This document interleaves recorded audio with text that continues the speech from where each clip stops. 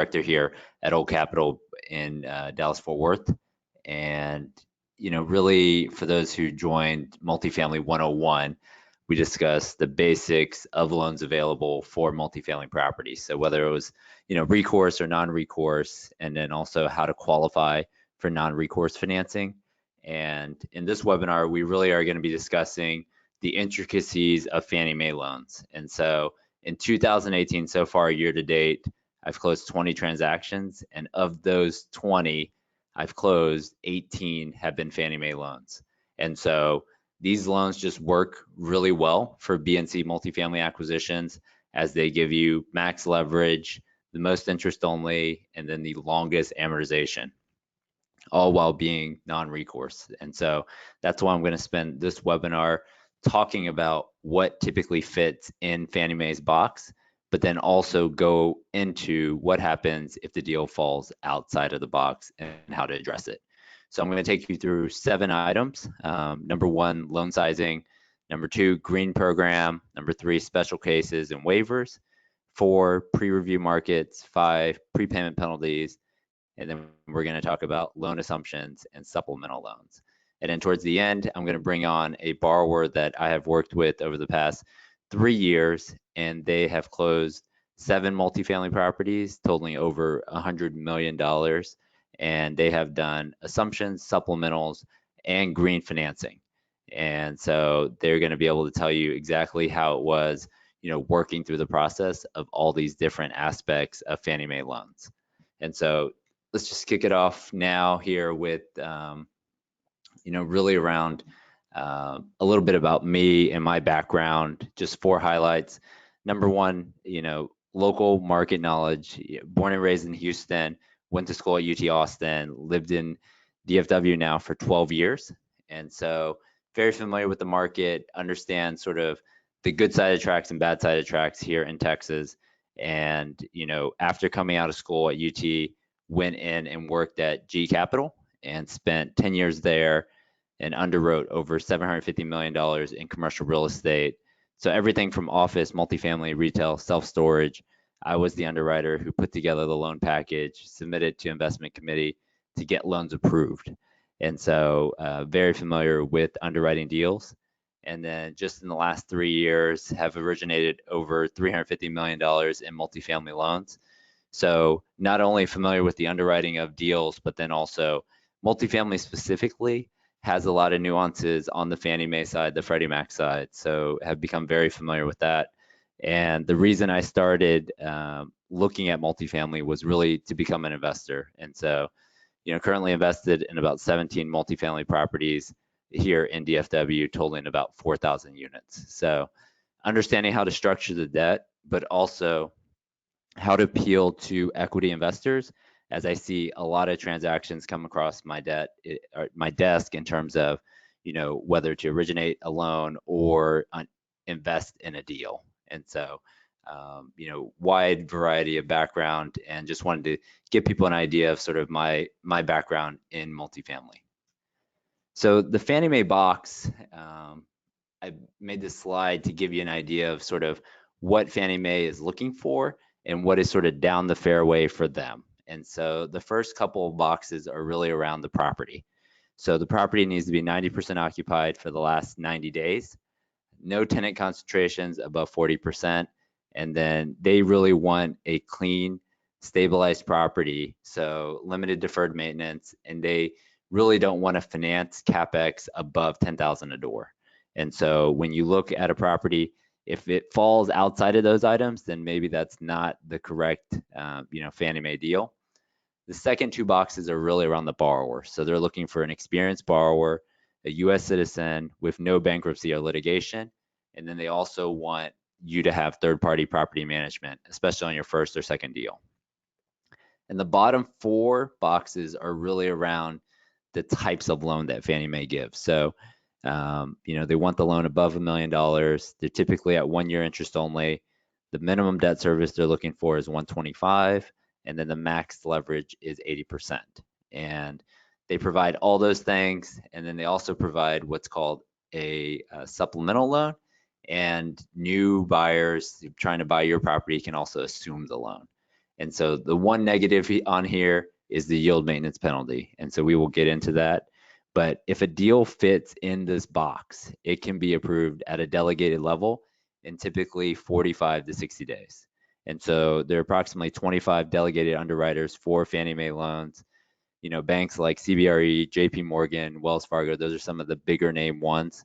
So if a deal does not fit in the box, however, for one reason or another, it has to go to Fannie Mae for a waiver. And so that's what we're going to talk about. There's waivers that improve the loan, such as interest only, but then also there's waivers that just to make sure that Fannie Mae will do the loan just in general. And so this first box, when underwriting a property, investors will come to us really for a debt term sheet. So they want to understand how the lender is going to underwrite a property. And so on this first slide, we're going to talk about how do they actually size the loan. So that minimum 125 debt service, how do they decide that and how do they come up with it? So there's 3 columns on this slide, and it's really around the T12, the T3, and then what the lender is going to use for their underwriting. And so to start at the top, the net rental income, they're going to look for the T3. So the T3 annualized is that second column, T3 annualized, and on the net rental. And then other income, they're going to look at T12. So if you can see on this example, T12 other income was about 193,000, and that's what they underwrote. And so you have a T3 net rental, T12 other income. And then on expenses, this is where they have a lot more flexibility. So they're looking sort of in the rear view mirror for the revenue, but on expenses, they can look to your actual budget. And so for admin, advertising, marketing, payroll, R&M, they can go actually to industry averages. And as long as your budget reflects those, they can underwrite those lower numbers. So let's look at example on, let's say payroll. The T12 was 127,000, but your budget is 121,000 or 1,000 a door. So that actually allows you to underwrite a lower number. And so your budget is actually very important in the Fannie Mae underwriting process. And as you go through the expenses, they're going to look at your budget. But for some items, they will only use historicals. And so that is really around utilities. So things like water and sewer, electric, those things will be based on T12. And so you can see on this one, utilities are about $156,000. And so they are going to use that number even if your budget is lower. And so on the T12, that's what it's going to take on utilities.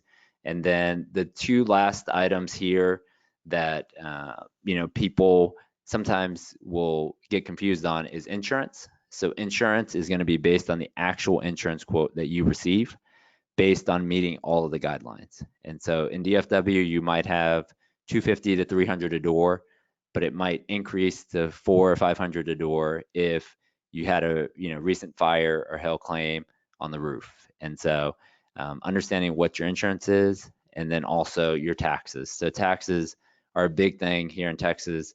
They are going to be reassessed by the lender typically to 75 to 80% of the purchase price times your tax rate. And so understanding what the reassessment is for that county and making sure that you do that when you underwrite the deal. And the last item here is replacement reserves. So they're going to look at what CapEx is needed in the next 12 years, let's say, on a 10-year loan, and determine what, the future CapEx of the property, but then also looking at, they're going to divide that by 12 and then also divide that by the number of units to determine your replacement reserve. So replacement reserves on this one were 300 per unit, and that is pretty typical on sort of your B minus C properties out there. So, top line revenue on this one minus your expenses minus your replacement reserve gets you to a net cash flow of 599. And then on this property, the debt service was 479. So this is how you would size the debt service to a 125 on Fannie Mae. And so before investors really submit an offer, they request a debt term sheet, and then we will underwrite the deal and send them what loan proceeds are available on a property. And so this is, as interest rates have risen though, this has become tighter and tighter. So we used to have full 80% loan to cost, but on a lot of deals now it's closer to 75% loan to cost. And so let's go through the next item. So as you look at, getting the best loan proceeds for your deal, a new program that just came out a couple years ago is really the Fannie Mae Green program. And so you're able to qualify for this property by reducing either water or electric by 25%. And this can reduce your interest rate by anywhere from 10 to 33 basis points, depending on the size of the loan. And so, in order to engage in this process, really, you have to order a third-party high performance building report when submitting your loan application, and then submit 12 months of utility bills and go through a site inspection. And this report actually details what you need to do to qualify. And so I wanted to show you guys an example of what comes back in a green report. So, on the top, they really focus on the electric side.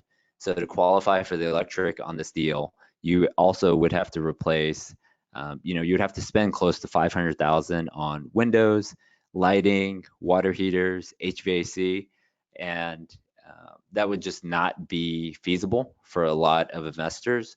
And so nearly every deal that we are working on is qualifying for green based on water savings.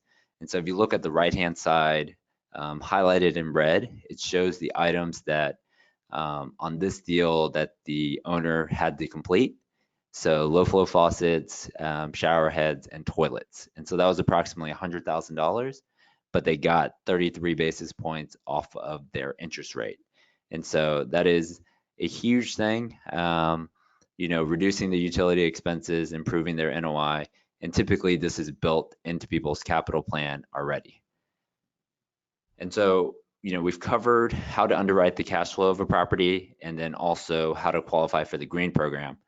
But another determinant of your loan proceeds is where the property is located. And so the next thing that we're going to cover is pre-review markets. And pre-review markets are determined by Fannie Mae, and this can impact your LTV greatly. And so pre-review markets are determined by the industry concentration, or if Fannie Mae has a large concentration in that market. And so when it is pre-review, it typically is 5 to 7 business days longer for your approval. So it is not a delegated approval, but it is it has to be sent to Fannie Mae. And there's really two levels. Level 1, they say, is on the left-hand side of the screen, is 65% loan to cost is delegated. Anything above that would not be.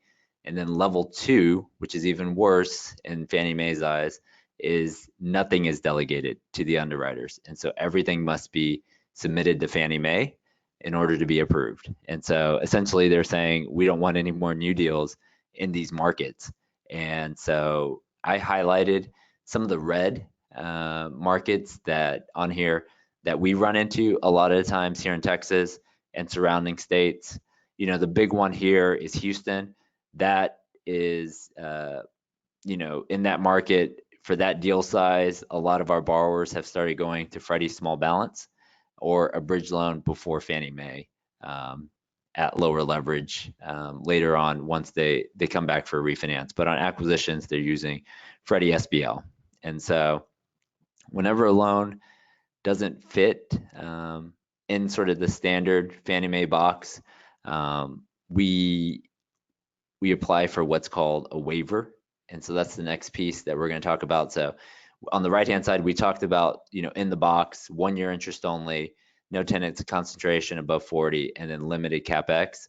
The big thing here on interest only, and this is where a lot of people are getting hung up right now, is there's really 3 things that people or Fannie Mae is looking at when they're granting interest only. Number 1, borrower's experience.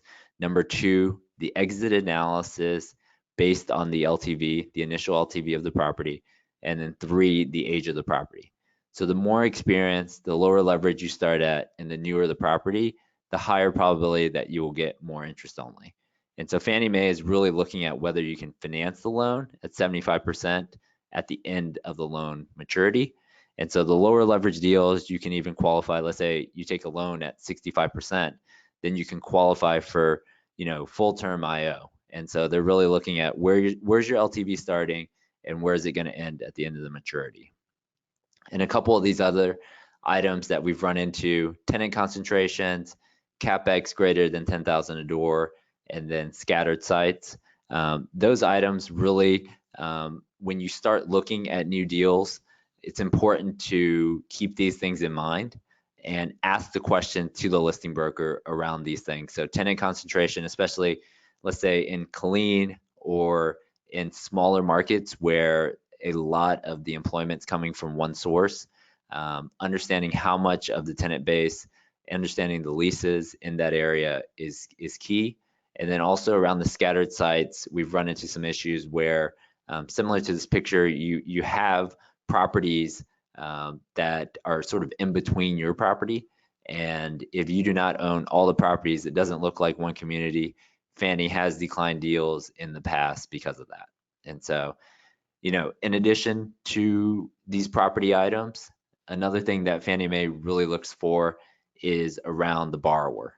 And so the three things here that we're going to highlight is number one, U.S. citizenship, number two, bankruptcy, and three, third-party property management. And so, if you do not have U.S. citizenship, what Fannie Mae is going to look for is how long have you lived in the U.S.?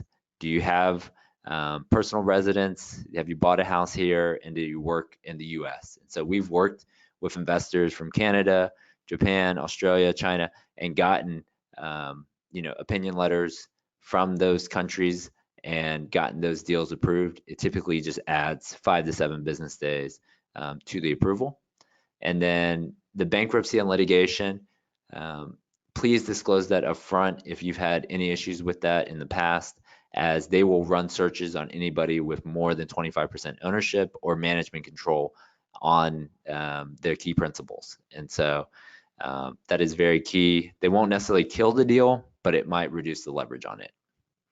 And the third thing here is third-party property management. And so they definitely prefer someone who has managed hundreds, if not thousands of units in the market that you're purchasing in. And it only really makes sense to self-manage once you have maybe, at least 5, if not 10 properties. And it makes more economic sense for you to maybe hire a regional manager. But at the beginning, especially on your first or second property, third-party property management is key. So when you complete a loan application for a Fannie loan, these 3 items they're gonna definitely ask you about. So while we've covered a lot of the good things about Fannie Mae loans, so non-recourse, interest only, rehab rolled in, but one of the more challenging or negative things about Fannie Mae loans is a thing called prepayment penalty. And specifically for Fannie Mae, it's yield maintenance. And so when you're looking at the 2 types of prepayment penalties, the most common are step down and yield maintenance. And so step down is very simple. So let's take an example of step down. You're just going to take the loan amount and times it by the loan percentage, and that typically is based on the loan year that you pay off the loan. And so on Freddie small balance, you have on a 10-year loan 5544332211 on a 10-year loan. And so let's say, for example, on a $3 million loan paid off in year 5 on a 10-year loan, then you would have a $3 million times 3%. And so your loan penalty or prepayment penalty would be $90,000 in that example. And so this is pretty straightforward. You can typically get this on the Freddie SBL loan, but on Fannie Mae loans, yield maintenance is definitely the most common. And so yield maintenance is actually dependent on 3 things. Number one, the years left on your loan, your interest rate currently on the loan, and then what the prevailing interest rate for a similar maturing treasury. And so in this example on the right-hand side, you can see that this loan was originated back in 2011, and now we are prepaying it, 5 years into the loan. And so there's still 5 years left on the maturity. And the prepayment penalty they calculated was $490,000 on this $3 million loan. So 16% of the loan amount was the penalty, the prepayment penalty. And so there's a dramatic difference just between step down and prepay. And so I put a website on here for people to take a look at. It's called defeasewithease.com, and you can actually plug in your loan terms and then actually get just an estimate of the prepayment penalty for your particular loan. And so that's a good resource for you as you're looking to sell your properties and trying to understand sort of what the prepayment would be. And so, understanding that yield maintenance is expensive, this has become more and more of an issue as buyers are having to assume Fannie Mae loans. And so I wanted to show an example here on a lot of deals in today's market are coming to the market with two prices. The purchase price of $10 million on assumption or $11 million on new debt. And so I wanted you guys to think about this out there. And if you saw this and a listing broker was bringing you this deal, how would you approach it? And then let's talk about what the best way and this is very similar numbers to a deal that is currently on the market. And so they could buy the deal for $10 million on a loan assumption of $5 million with a supplemental loan of 2.5, so a second mortgage of 2.5 at 6%. And so total loan of 7.5. And so they would be at 75% of the purchase price, but there'd be no interest only left on the loan. Or they could take the deal, new debt, $11 million, and the new loan was sizing at $8 million at 5% with 1 to 3 years interest only. And so put in the chat box what you think would be your preferred method. So whether it would be $10 million on assumption or $11 million on new debt. I'm interested to see what you guys think would be more advantageous. And so I'll give you a minute here to put in the chat box what you guys think would be a better option. So I'll give you 30 seconds here to look at these two and depend.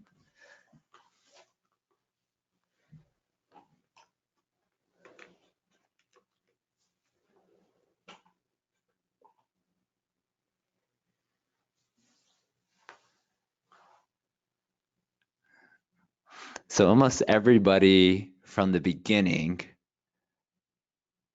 really liked new debt at the beginning, but now we're seeing some loan assumptions come back.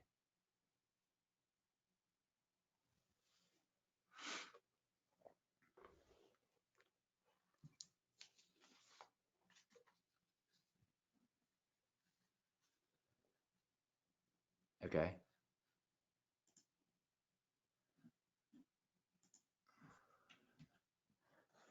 So before I give you the answer of what the buyer actually did, let's look at some pros and cons of the loan assumption. So number one, lower purchase price, since you don't have to pay, the seller won't have to pay the prepay.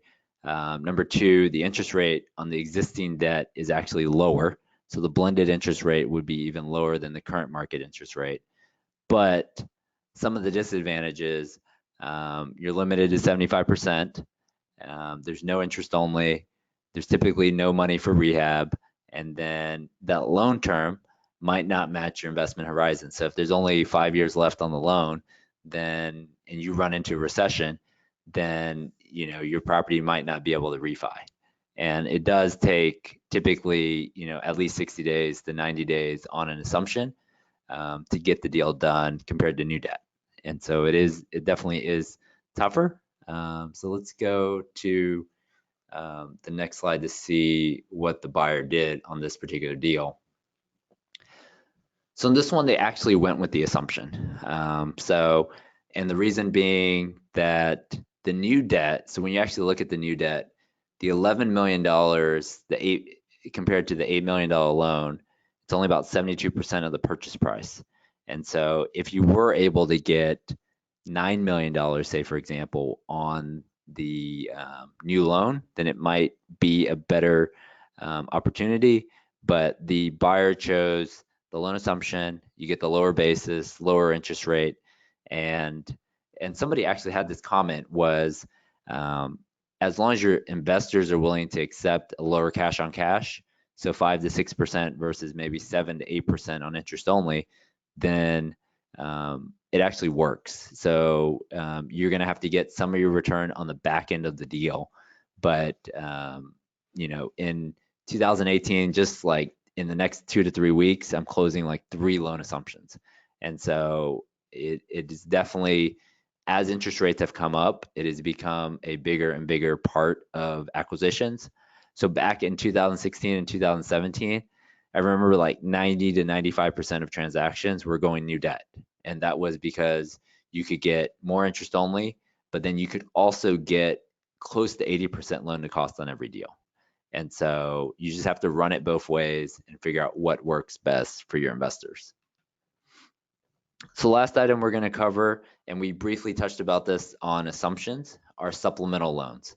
And so supplemental loans are available for new buyers who are assuming a Fannie Mae loan, and also for you, if you already own a property and the property values have improved, then you can take a supplemental loan out, and this can actually be sort of a second mortgage or similar to like an earnout that a bank would give.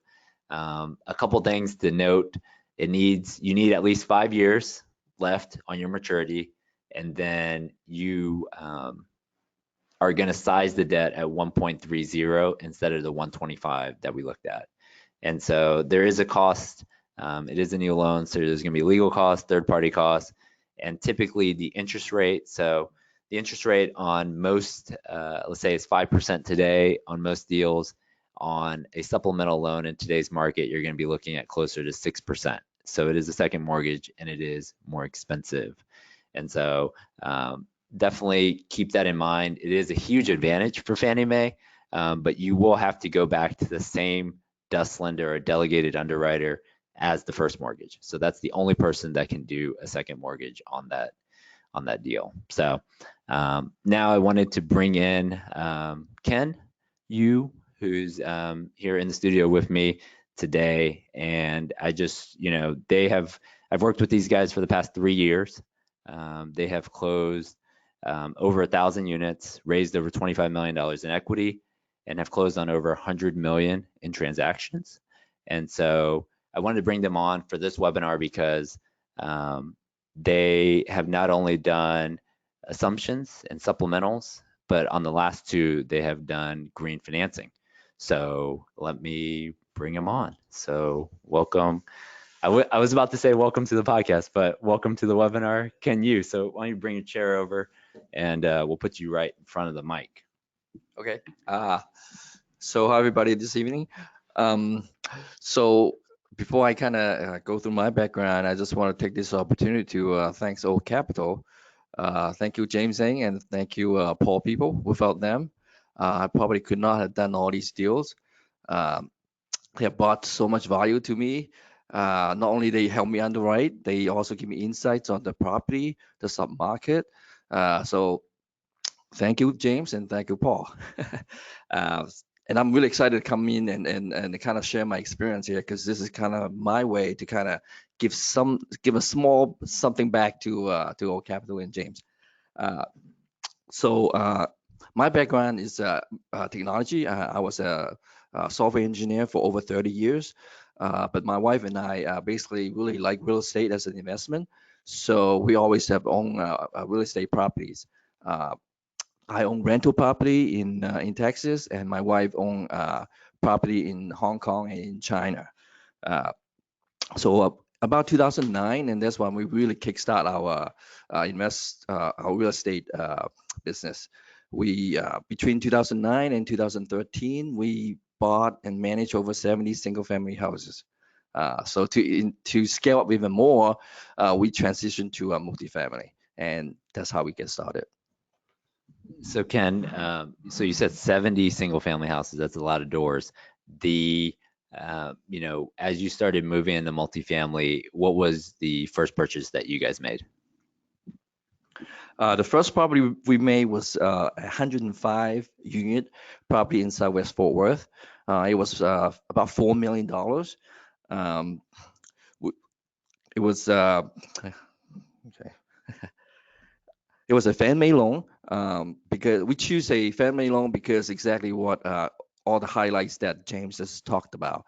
It was for safety, because we invest a lot of our money in along with our investors' money in. So we wanted to have a long-term investment um, going forward. And if there is a downturn on the economy, we were able to ride through it. So that's what we choose. So on that first loan, you guys bought it for about 4.2 million, you said, and then you put some rehab dollars, I think 300,000. And then what were you able to sell that property for? Do you remember? So we ended up selling that property for 6.2 million. So the total return for everybody invested in that property is 120%, a little over 2 years. So Wow, so that's great. So after buying that first property, what was the second property that you guys bought? so we bought another property shortly after we bought the first one. And we also choose to go with the Fannie Mae loan route. It was a new debt. We bought that property for $9 million. And in about, again, 2.5 years, less than 2.5 years, we sold it for like 14 million. And everybody invested in that property, made 150% on their money. So those are two deals that you went full cycle on. So a couple of these properties that we have on the screen, the Loop, Tierra del Sol, Wedgwood, Villa del Sol, those all had loan assumptions, and then you were able to add a supplemental on those Fannie Mae loans. So talk about that process and those acquisitions. Okay. So kind of exactly what you pointed out early in your all your slides. So we were able to we were able to choose the assumption route because it offers a lower price, and the loan to value was actually kind of close to new debt anyway. And the new debt on the new loan would be a lot more higher because the prepayment penalty was over 1 million for some of these property, over 2 million some of these. So we choose the assumption route, and uh, because you have to assume the loan and you also have to apply for a supplemental. So there's more paperwork to be involved and more fees. But end of the day, if it works, it's all worth it. So on those properties, you're really gonna not only take the property, do the assumption supplemental, do your rehab plan, but now those properties probably have 4 or 5 years left on maturity. So the next person, when you go to sell, you'll probably just offer those free and clear, right? Correct. So that's kind of like a hidden advantage of doing an assumption. If you can make the deal work initially, as James mentioned earlier, the cash and cash part of it has to work, and the overall return has to work. And if you're able to do that, then at the back end, you will have a product that you can sell free and clear, and you get at higher prices. Yeah. Okay. And then on the last two transactions, so we got one of them on here, Toscana, but then you just closed Point on Callaway. So both of those were 150, 200 unit deals, and they were new debt, and you guys utilized the green program. And so tell me about sort of what your experience was on that. Okay, so actually it went pretty smooth. It just involved additional fees that we have to pay up front to get the green program. So normally they come back with a report, and as James pointed out, that really the only thing that cost effective to do is really the water conservation part, because all the other part is just too costly. So we set aside some money for changing out the shower head, the aerator, to qualify for the program. So we bought those two property this year, so we're still in the process of implementing the green program. but it's all worth it because it got our interest rate lower, and so our payment is lower, and we can raise less money, and as a result, our returns are going to be higher. So. Okay, great. And then, so on those two deals, Toscana and Callaway, not only did you get the green program, but we were able to get you 4 years interest only. And so talk about how investors looking at the deal really appreciated the extra years of interest only. Yeah, so we're in a really, really hot real estate market. So prices going up and up. So to get interest only is really going to help your cash flow. So I was able to kind of tell that story to our investor that we're still going to get a nice cash and cash return, and they make the deal more attractive and help you raise money to close the deal. So. And then, so there's a lot of general partners out there attempting to raise equity for their deals in today's market. And so maybe give us one or two things that differentiate you guys from the other general partners in the market. Okay, so I think what set us apart is really we're investors first. We started out as investors, so we look at all the deals from an investor's point of view. Uh, so some of the things that as an investor that we want, we try to do as a sponsor. For example, we will try to put a lot of our own cash into the deal. On our very first property, we only had to raise away $1.25 million, and we put in like $250,000 of our own money into it. So that's a lot of these other deals out there, they may not be able to do that. In addition, all our investors we have a personal relationship with. It was just not a name out of a mailing list. So that's kind of what set us apart. And so if people are interested in learning sort of about your experience working with Old Capital or possibly looking at a deal with you in the future, what's the best way for them to reach out to you? It's probably the best way is probably go to our website. My daughter's favorite song is Twinkle Twinkle Little Star. So our company is Twinkle Star Asset. So you can go to our website, twinklestarasset.com, and we have our contact information there. Great. Thanks a lot. Thanks a lot, Ken, for coming in to the studio to just really share your story. I think, one of the unique things about them is that they have been at this for a while now, but then also the ability to get deals under contract, work with the listing broker. And I mean, I think every listing broker in the DFW market appreciates how you guys work, and every deal that you get under contract, you close. And there's just, it's very smooth working with you guys. And so I appreciate all the business. So thanks a lot for coming in. Thank you. So next, we're just going to wrap up sort of with what Old Capital does and sort of why investors trust us with their transactions. So, in 2017, we closed over $750 million in loans. And in 2018, we were closing in on $1 billion. And so our job is to get the deals closed.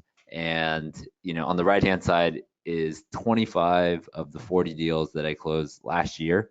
And so as you can see in that picture, a majority of these deals are, B and C properties across the US. And so we close close to 20 loans a month. So we know which lenders are the best for your transaction.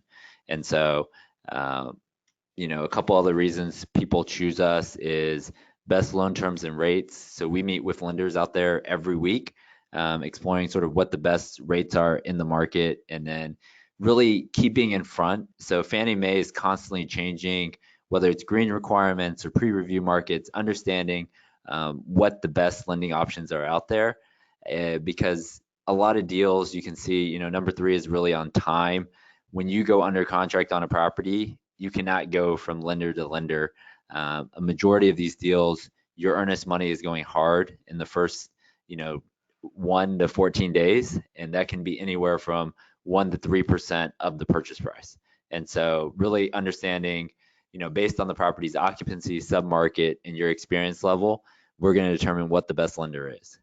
Number 4 is really, my experience as a former underwriter, understanding what the bank needs and then when they need it and why they need it is key. So, I've been on the other side of the table trying to get deals approved, loans approved through investment committee. And so I sort of help you through that process.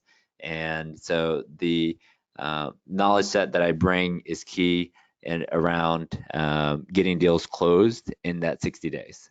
And then the 5th really is inside information. So, I mean, we do 1 out of every 3 BNC apartment loans here in DFW, but then, we have a wide reach across Texas. And so, bring us in early and we can typically find out more information about the property and then also the listing broker and then possibly even the seller.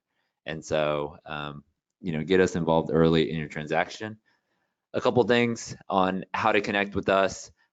Number 1 is the podcast. So if you go on to iTunes and subscribe to the Old Capital Real Estate Investing Podcast, there was over 100 interviews with owners, listing brokers, vendors, lenders, and we put out a new one every week. So definitely check that out.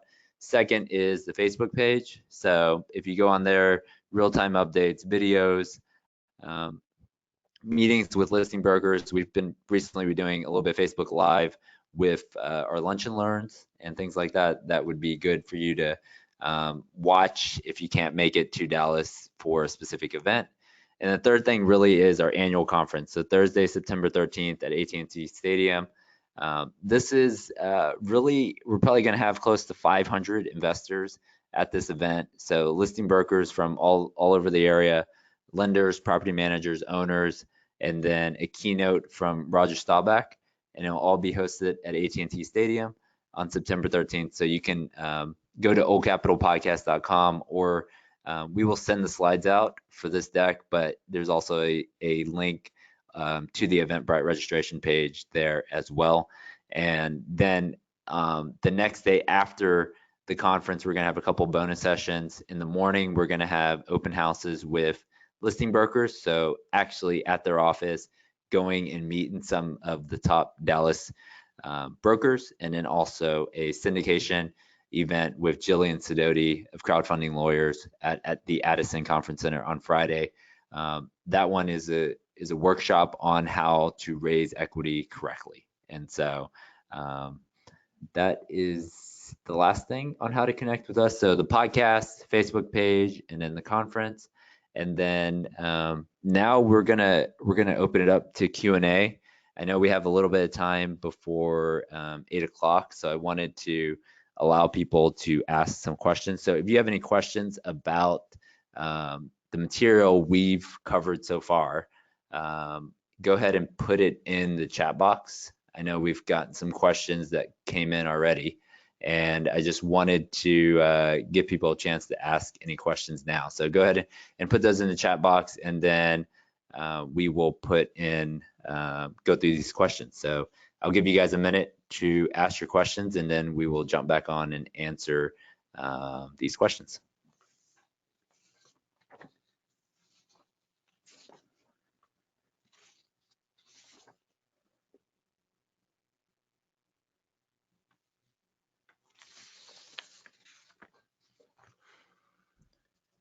All right, so a couple questions that came in. We are going to be recording the webinar, so we'll record it and put it back online and send it out to everyone who registered. Second question is around tenant concentration. So we talked about any more than 40% of the tenant base. So a good example of this is, let's say Killeen, there are a very large concentration of military in your property. And so if there is a deployment or some sort of change in the base, the military base in that area, all of a sudden your occupancy can go from 90% down to 60%, and that can materially impact your ability to service the debt. And so they look at military concentration, but then also another thing on tenant concentration, they look at employer concentration. So when you're looking at the leases for a property, understanding where are all these tenants working. So if a larger employer, I mean, the easiest example is maybe something like in Detroit, where there is a large, let's say, Ford or GM plant, and all the tenants work in that area, then that is a very large tenant concentration. All right, next question is around the Fannie Green program. And so the Fannie Green program, the question is, do they look at the historical expenses, historical utilities to determine the reduction in water? So yes, they do. So they really have a lot of examples of where they think water could go, and so in the reduction that you can achieve by doing these items. So when the Fannie Mae Green programs, when they go out there, they look at the historical T12 for water and sewer and electricity, but then they also look at what can be achieved based off of what has not been implemented. And so when you're walking these properties, a lot of times we're looking at the toilets, we're looking at the faucets, and we're looking at the shower heads to determine that. Okay, and then this next question is, would Fannie Mae ever approve a loan for a first-time investor? And I would say that depends. It depends if that first-time investor is partnering with a more experienced investor. And so Fannie Mae won't do a loan for an investor who has never owned a multifamily property. So you typically have to partner with somebody else who has Fannie Mae or multifamily experience, and then you can do the loan.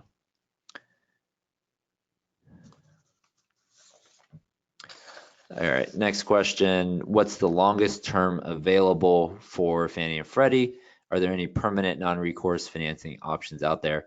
So on this, you can actually, so most people are doing 5-year, 7, 10, and 12-year, with the most common probably 10 and 12-year. There are options out there where you can get 30-year amortization and, 30-year term with 30-year amortization. So, but the problem with those is typically the pricing is higher. So, today on a 10 or 12-year deal, it might be 5%, but then if you put a 30-year loan on it, it might be closer to 6%. So your leverage is impacted greatly, and then the yield maintenance would also be a longer term. And then what is the prepayment on supplemental loans? On supplemental loans, the prepayment is yield maintenance as well. So that first loan that you have on the property, let's say there's 7 years left, and then you get a supplemental loan, that supplemental loan will be coterminous with the first loan. And so it is the same prepayment penalty. It is a yield maintenance prepayment penalty. And so a couple more questions here. Question for Ken. You want to come back on with me here, Ken? So it says, are all of Ken's deals in DFW?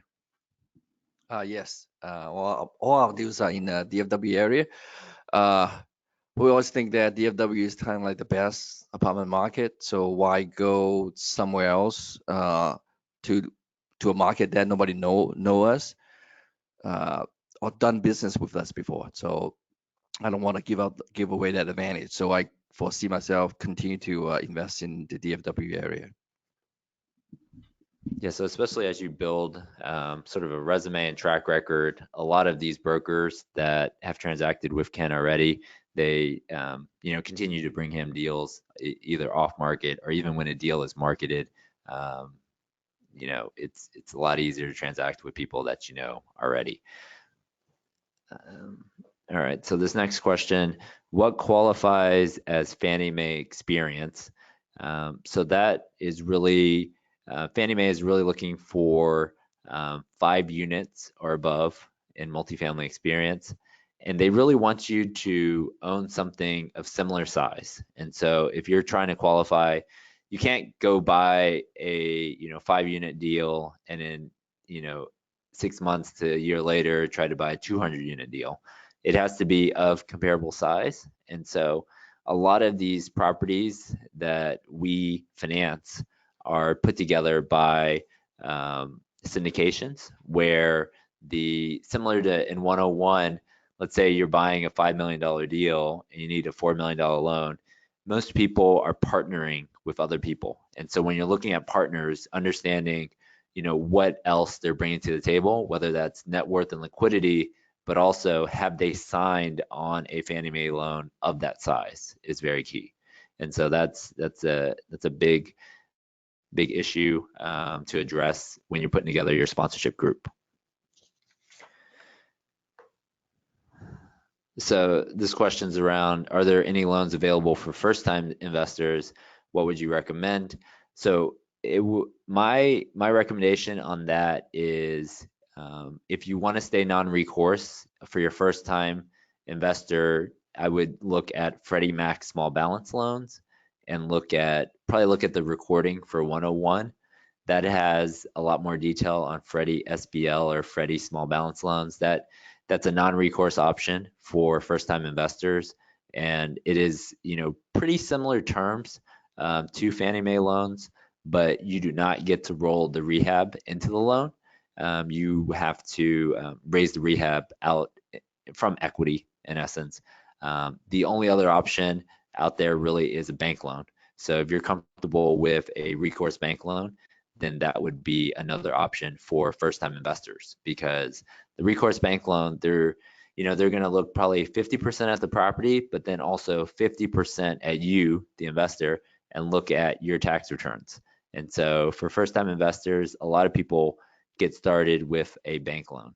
And so I think that also addresses this question, the key differences between Fannie and Freddie. Fannie is going to roll the rehab into the loan and Freddie will not. And so that's a big item. Let's see.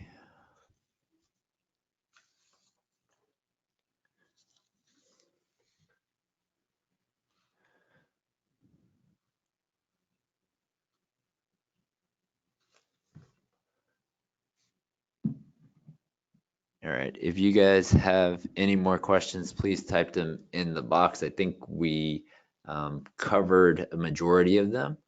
So this is a good question, actually. So what is the process to view your term sheet? So we talked about this in the webinar about, we underwrite the deal and we'll look to see and size it to a 125 debt service, and then we will send you a term sheet. And so, the best way is for number one, to fill out your personal financial statement and then send it in to us and set up some time with myself to go through your personal financial statement and what deals you can qualify for. And then once you've done that, then we'll qualify you for a certain amount of loan. And then when you go out and actually make offers on deals, you can send us the current rent roll and then the trailing 12 financial, along with either the offering memorandum or the address of the property. And then we can put together the term sheet for you and send it back, typically within 1 to 2 days. And so that would be the, best way in terms of getting a term sheet.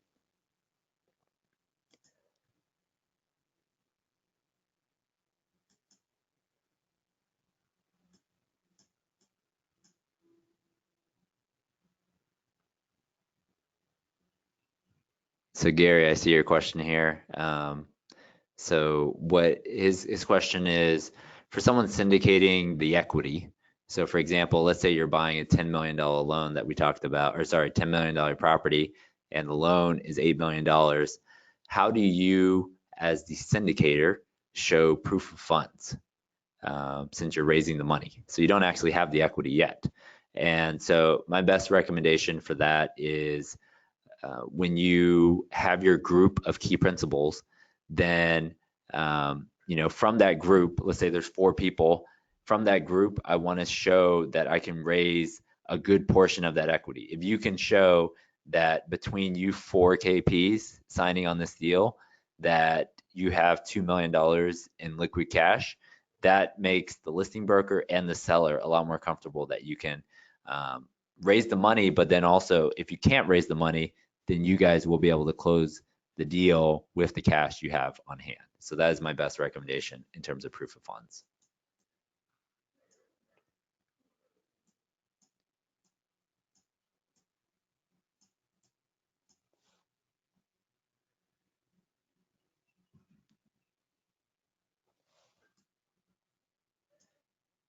All right, we've got a lot of questions here. What we're gonna do is download all these questions. We'll answer all of them, and then send out a FAQ for just the answers to these, and send it out to everyone who registered.